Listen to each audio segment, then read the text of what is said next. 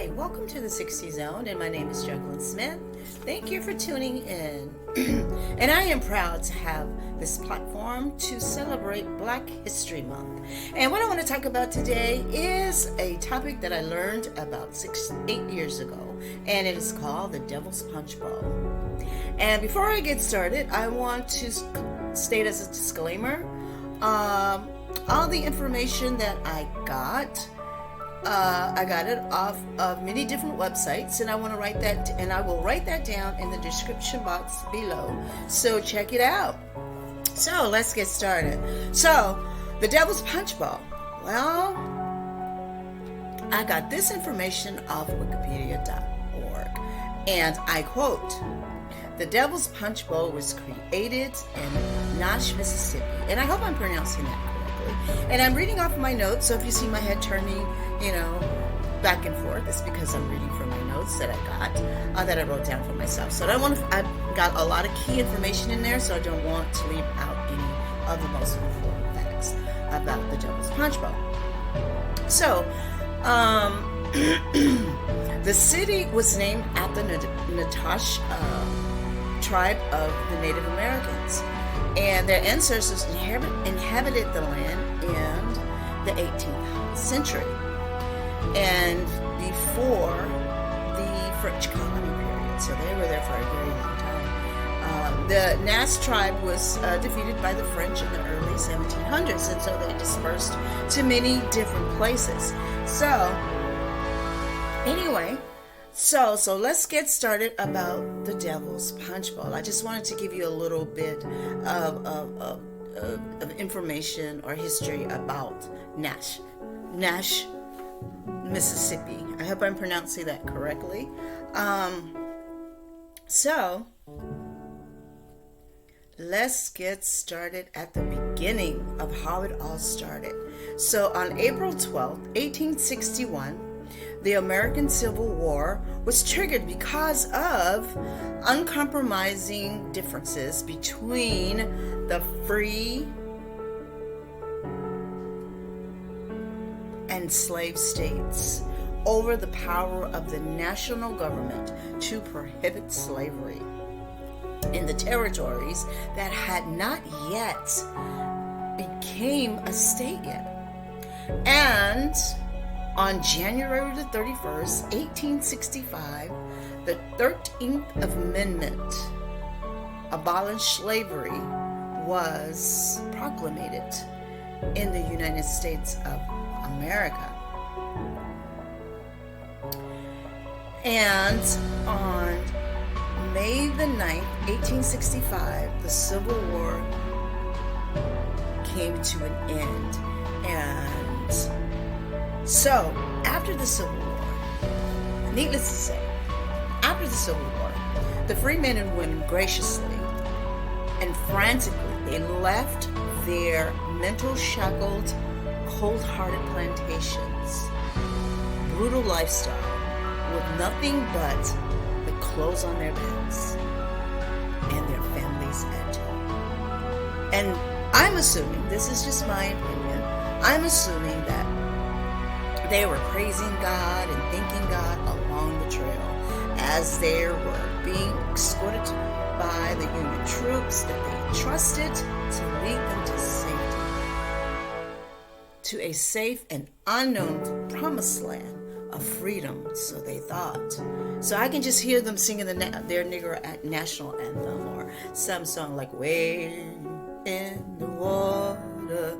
I could just hear my ancestors singing those songs as they marched to freedom. As the story goes, so many free men and women journeyed north with the Union troops, and some of them ended up in a tiny town called Natchez, Mississippi. And at that time, in the 1860s, the population was 10,000. And almost overnight, the population grew from 10,000 to 100,000 people. So I can imagine that town being overwhelmed by so many colored faces, so many colored folks had invaded their town, and what they were going to do with all of these people and what was going to happen to their lives. Now, I'm just assuming that. I'm not, I don't know what they were thinking about, but I'm just assuming. So, as the story goes, according to AfricanAmericanRegistry.com, you can go there and check it out.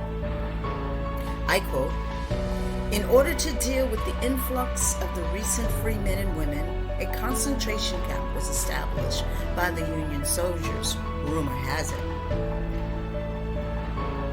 As they were overrun and settled down in their new land,